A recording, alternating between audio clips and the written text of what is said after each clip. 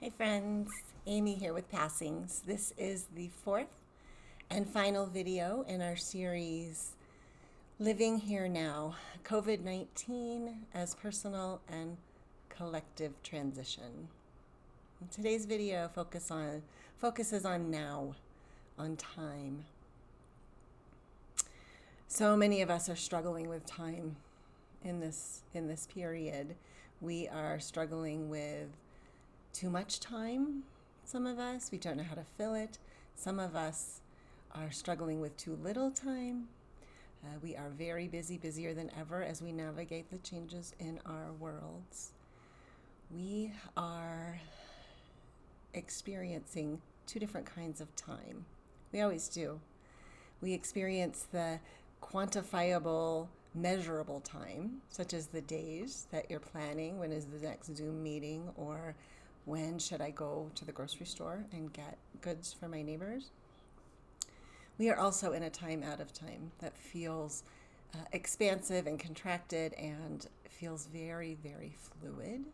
Doesn't feel like it can be quantified at all. I'm going to start with a little story from my own time. 20 years ago, this summer, I was very sick and I was going through this process of being diagnosed. Some of you know this story. My doctors had done everything they could to try to determine what was wrong with me, and they decided what they needed to do next was to have an open lung biopsy. It's a major surgery, anesthesia, your lung is deflated, little pieces are cut out, your lung is reinflated.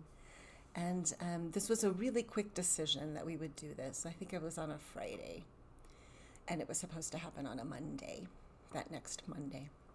So I remember hearing from the doctor who said, we're going to do this. We have it set up. We're going to do this. And my nurse will call you later today with instructions. So she called, and I had my pencil ready, and I was taking notes. And she was telling me all of the prep for the surgery. I was a newbie then. Now nobody needs to go over the prep with me at all. But she was telling me, where I needed to go to do pre-op blood work and what time I needed to stop eating and how to prepare my body, how to clean it for surgery. And I'm sitting at the desk taking notes. And I'm looking at my son, he's 13 months at the time. He's on his little blanket playing with his blocks, singing to himself. And I say to the nurse, I'm nursing my son, so how much milk should I pump this weekend in order to get him over the time, for him to be able to have his milk supply that is devoid of any medicines.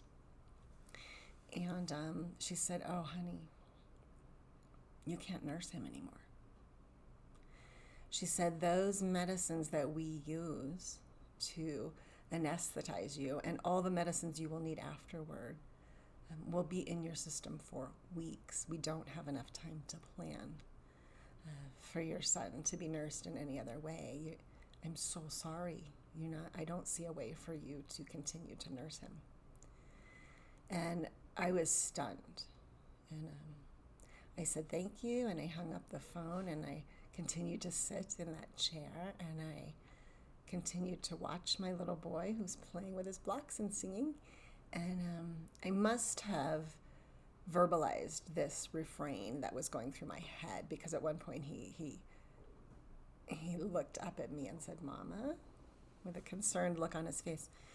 What I was saying was, I'm not ready. I'm not ready. I must have said it, I don't know how many times that afternoon, and then for the months afterwards. I'm not ready. I'm not ready to stop nursing my son. This wasn't in the plan. And it wasn't just my son and nursing him that I wasn't ready for. I wasn't ready for certainly leaving him, which was what we all thought would happen. I wasn't ready. The truth is, we're almost never ready for the big stuff. The really hard stuff and the really beautiful stuff We are almost never ready to fall in love, but yet it happens. We are not ready to say goodbye to people who we adore. I have been sitting with hospice patients for 19 years. I almost always know when I meet one how the story will end, and that will be with that person's death. Occasionally, folks do graduate from hospice. They have an extended prognosis, and we are thrilled to wave them on their way. But mostly I know this story will end with me losing someone I've just fallen in love with. And every single time I'm still surprised. There's still an element of, I'm not ready. I'm not ready. This has nothing to do with me being ready for them to be finished suffering. I frequently feel that. I know that they might be ready, but I, individual little Amy, connected to this human, I'm never ready. 19 years, I'm still not ready. Years ago, I heard the late night talk show host Stephen Colbert say something like this about his mom. She had just passed away. I think she was in her 90s. He went down for the funeral and all of the family ritual. And when he came back and was on the air again, he was talking about his mom, who was an amazing person, and he just was so full of love and loss. And he said, people keep telling me, you're so lucky you had her for 90-something years. And he said, that's true. But it doesn't make losing her any easier. In fact, it makes it harder. I had her for all these years. She was around for 90-something years, and we all only knew life with her. We are not ready for life to be without her. Those of us who live with chronic illness, whether it's our own or someone we love, those of us who are in processes of bereavement, of deep, deep grief, know about this not readiness. We're not ready for any little bit of it, usually. We know a lot about time in a way that I think might be helpful for people who are new to major transitions.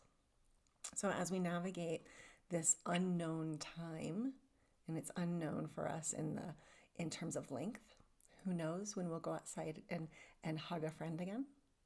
It's also unknown in that we don't know what it holds, all of the changes that are already happening and that will happen in our external world and in our internal world. We don't know anything about any of that. So it's instructive for me to turn to folks who live in that space of not knowing, and of not knowing about time, and of experiencing time in two very distinct but interwoven ways. When we are sick, especially with a serious illness, a lot of time tracking happens. Nurses ask us when we last ate, when we last went to the bathroom. On our very challenging days, we watch the clock to find out when will be my next dose of pain medication. We tell our history of our illness hundreds of times, that 3 months ago this happened and then 2 weeks ago this happened. We are acutely aware of tangible time. We are acutely aware of clock time. We're also often living in time out of time. For me, in many ways, the past 20 years have been time out of time, borrowed time, bonus time. I wasn't supposed to be here. I wasn't ready to die. In some ways, I wasn't ready to live. This wasn't supposed to happen either. Shortly after that open lung biopsy, when I wasn't ready to release nursing my son, the next month I was up in Minnesota, so was he. We were all up there waiting for me to see if I could have a surgery. And I had, again, acute awareness of time, especially because my condition was decreasing rapidly. So we needed things to happen quickly. We knew what days it was. We needed this to happen. We needed this Dr. B to be on staff that day. We needed this surgical team to be working on a certain day. So time, chronological time, clock time, super important. But I was confused about time frequently, likely because of a lot of the medicines I was on. I was in a hospital bed, and I would suddenly be in another hospital bed where I had been 14 months before giving birth to my son. And I would get really confused. If you've been in a number of hospital rooms, you know that same white sheets, same artwork, same soft cotton gown. It's all the same. And I would float in and out of time, and I would wake up sometimes from sleep and sometimes from a dream or a daydream. And I would say, where's the baby? I was confused. I thought that I had just given birth rather than that I was in the hospital to die. I was floating between these two times, and it was actually such a beautiful gift for me because I was shown my son and his first days, and all of the wondrous things happening to this little body that I could hold, this little boy. I was shown that at the same time as we were living through what we thought were my last days. So beginning of life and end of life were merging, and I got this beautiful gift of being reminded that he just naturally kind of knew how to do this thing called life. He learned how to breathe and eat within the first moments of his life. He knew how to do the next thing. And in a healthy body, that's what happens. And even in a sick body, that's what happens. It knows how to do the next thing. So I was able to approach the time of the end of my life with a little bit of the same wonder and curiosity and newness that we had, with which we had approached the beginning of my son's life. So that was a time out of time period in my life, but it was also a time where I was acutely aware of calendar time. The Greeks are so helpful here. So we're going to travel back to ancient Greece because they had a way of talking about the way we conceptualize time. And we do that. We think about time and we talk about time. But we need things like metaphors, and we need things like stories. We need images to talk about something as ineffable, undiscussable as time. So the Greeks were brilliant with this. They had two different gods of time. These gods aren't the major gods who you find in the 12 Olympic kind of span of the big ones. These are minor gods. So we don't have a lot of stories about them. We don't have rituals that happened in their honor. But what we do have is imagery, both visual imagery, artworks that show us what these gods look like, show us what these two different kinds of time look like. We also have lots of literature, lots of literary references. So on the one hand, we have a god called Kronos. He is old. He's connected to the Roman god Saturn, and so you might know him. He is shown again and again as eating his own children, sometimes in really graphic imagery, much later graphic imagery. The Greeks don't like to show it in a very undecorous manner. He's eating his children, which is a horrific story, obviously, and it also tells us so clearly what time does, what chronological time does, and that is that it eats itself. It eats all the young. Chronological time goes away. It passes. So Kronos is the god of calendar time, of linear time, of time we can quantify, right? And so when we use words like fill time and waste time and spend time, that's all about a chronological idea of time. When I fill my calendar with beautiful plans and color coding, that's about chronological time. We need that. We right now we need to know when to call our friend. We need to know to feed the dog a certain number of times a day. We have to pay attention to chronological time. It is not mundane at all. It's a really important piece of time. On the other side of the spectrum, we have the Greek god Kairos. And he is depicted as a young man, sort of a youth. He's depicted with winged feet because it's fleeting. And he's depicted with very long locks in the front and bald. He's bald in the back. That's because Kairos is quality of time, specifically time that holds opportunity. So he's a youth. He has all potential. He carries with him every bit of potential for anything. The sickness and the beauty and the love and the danger holds all of it. As he passes by us, the reason he has long locks in the front is we can grab him by those locks, but only as he's approaching. He's bald when he passes us because there's no way we can grab him anymore. And I know we've all experienced that, a time where we have seized the moment, the Kairos moment, and we have said the thing that we weren't comfortable saying, and it made something beautiful happen. And we have taken the action we didn't think we were ready for yet, and something amazing happened. We've also probably had the opportunity of seeing Kairos pass us by and trying to grasp and finding nothing there because the opportunity, whatever it is, has passed us. I love to look for both of these kinds of time in romantic comedy movies, right? So there's maybe the film of two potential beloveds, and we know from our place of all-seeing, all-knowing viewer that they must be together, but they keep running into each other in the coffee shop at entirely wrong times. Maybe they never actually meet at first. She's there just a little bit too early, and the other she is there a little bit late. He goes on one day and he goes on a different day, but we know, wait, they're supposed to be there at the same time. So eventually in these romantic comedies, what happens is that chronological time fits for them and they show up at the same time. And we're so excited. Oh my gosh, they're finally going to talk to each other. That's just the chronological piece, though. We have to walk through the chronological piece. They have to be there at the same time. We walk through there to Kairos time. So they have to look up.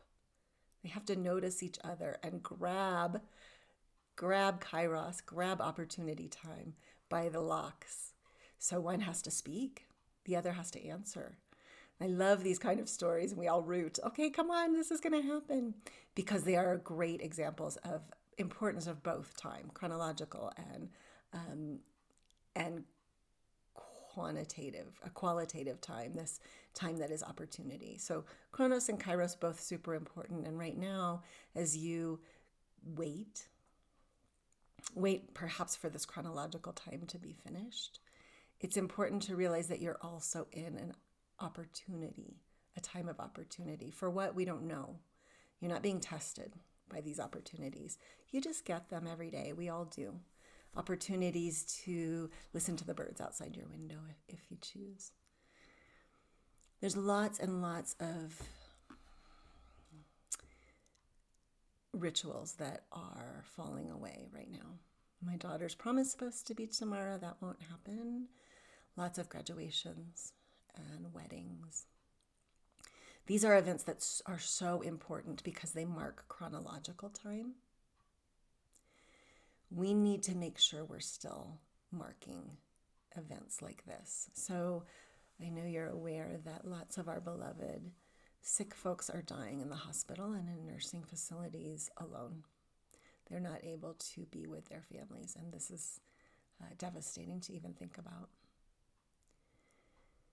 In those moments where they cannot be together at the same time, physically, we're finding ways to make sure they're still together, that they are showing up at the same time somewhere. So we're having Zoom calls with folks. We're doing FaceTimes so that they can be together at the same time, even if they're not together at the same place. Another travesty of this pandemic is that we are not having funerals right now. Funerals are incredibly important to mark the passing of time, the ending of a life. We are not able to do them in person right now. That doesn't mean we shouldn't be having them, and we are. A dear friend of mine passed away about 10 days ago. She's Jewish, and in her tradition, she needed to be buried, and her funeral needed to happen within a day. And then a whole process of saying prayers and sitting quietly with an intimate group of beloveds called Sitting Shiva needed to begin. So what her family did is they said, we will have a memorial later when we can all be together in the same space. But right now we must pay attention to this chronological time. Just because circumstances have changed, that does not mean we can forego this really important time-sensitive ritual. So they set up a funeral by Zoom, and they set up a Shiva sit by Zoom as well. We are trying to make sure that both chronological time and Kairos time are being honored right now.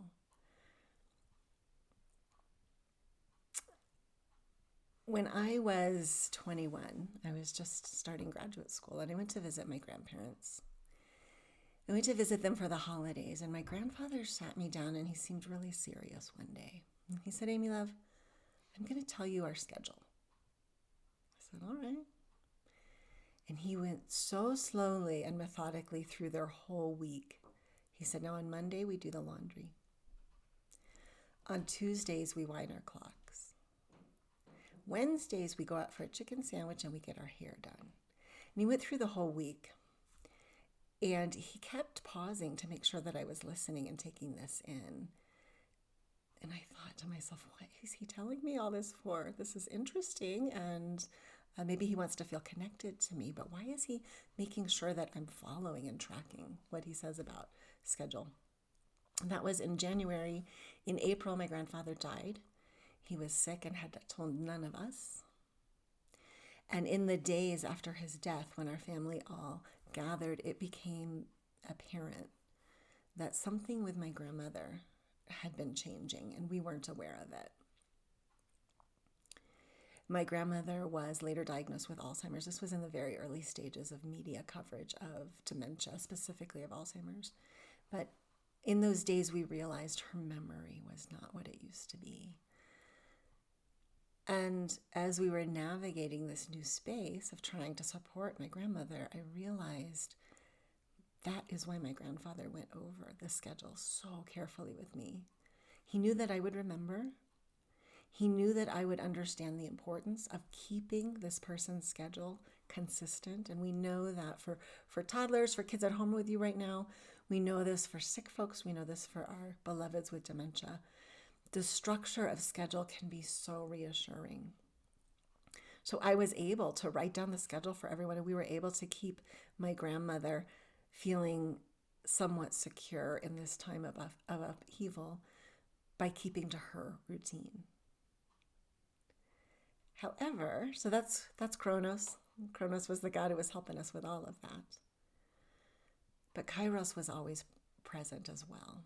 So what I realized over the following months and even years, the time when my grandmother's memory was going, but she was still able to interact with us and her speech was still good.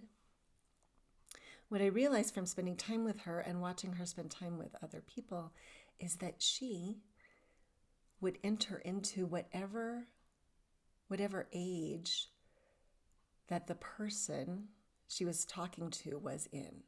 So I was in my early 20s. She would talk to me as if I was her girlfriend and we were doing dating together and we were talking about boys. She wasn't talking to me from her vantage point of 80-something-year-old grandmother. She was my grandmother in her 20s. And I would watch her with my mom, and together I would see, wow, she's talking to my mom, so she's suddenly back to being in her 50s, and they're talking about having young adult children and having vibrant bodies and doing things. Just like she saw outside her in my mom, she went back to that place inside of her.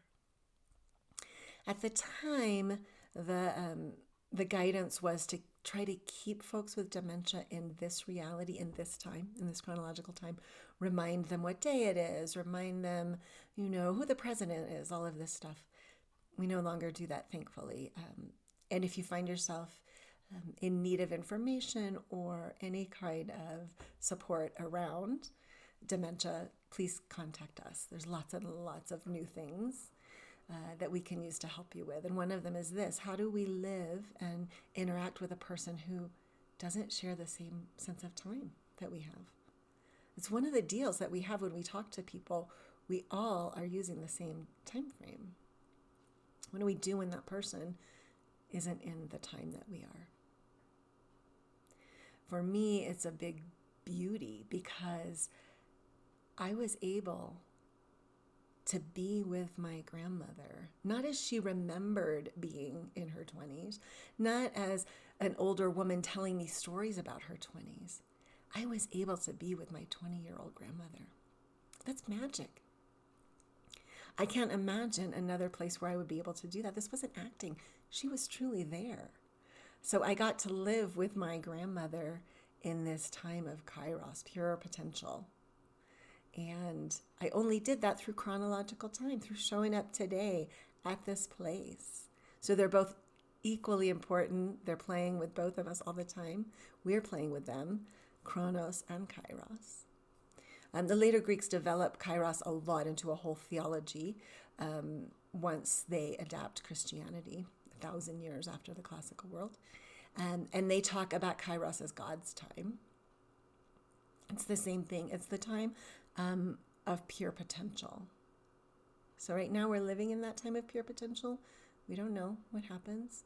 We don't know if we'll lose beloveds. We don't know when this will all end. And we're intimately aware of time passing, days when we don't see our friends, days when a graduation doesn't happen.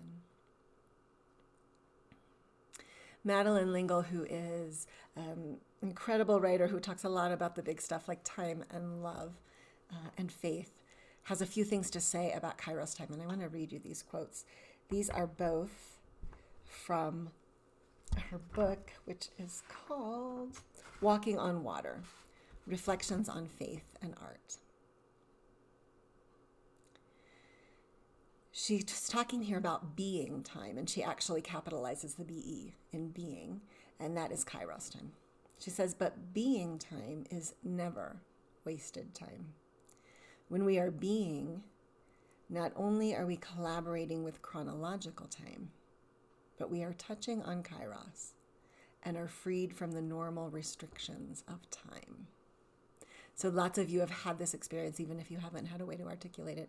When you sit down and engage in artwork perhaps, or maybe it's baking, maybe it's time just looking at your sweet little toddler as they color. That's Kairos time. It is time that is big beyond what any clock can measure.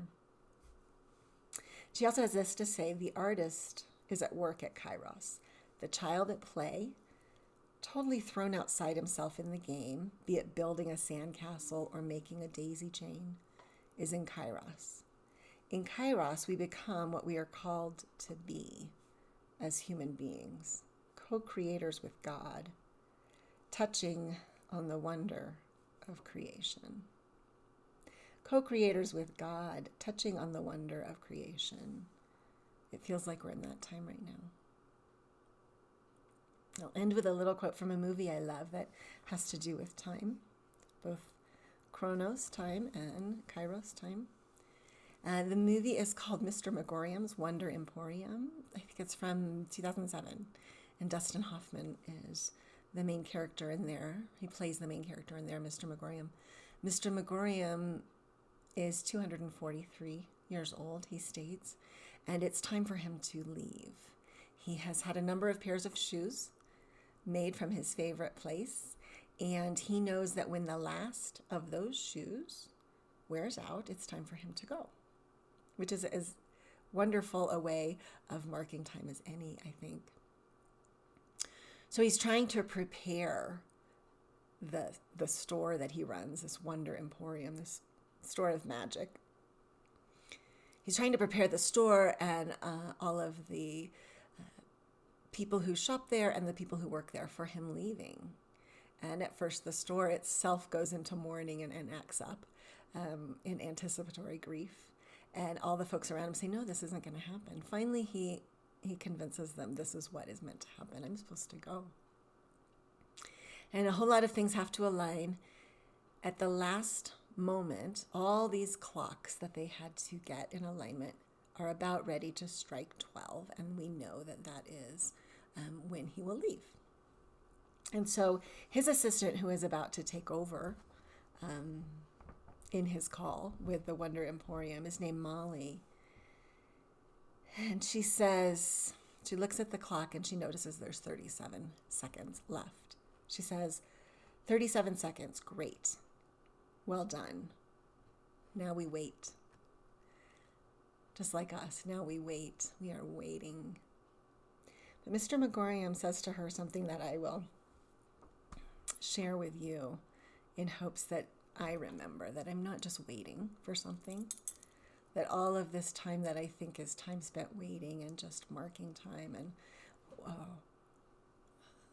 sitting here until something different happens. Yes, that's going on, but something else is happening too. So when she says, 37 seconds, great, well done, now we wait, Mr. Megorium says, no. No. We breathe. We pulse. We regenerate. Our hearts beat. Our minds create. Our souls ingest. 37 seconds well used is a lifetime. So what I pray for all of us is as we wait, we also remember this truth, that we are breathing, we are pulsing, we are regenerating, our hearts are beating, our minds are creating, our souls are ingesting, and that whatever length of time this may be, well used is a lifetime. Thank you.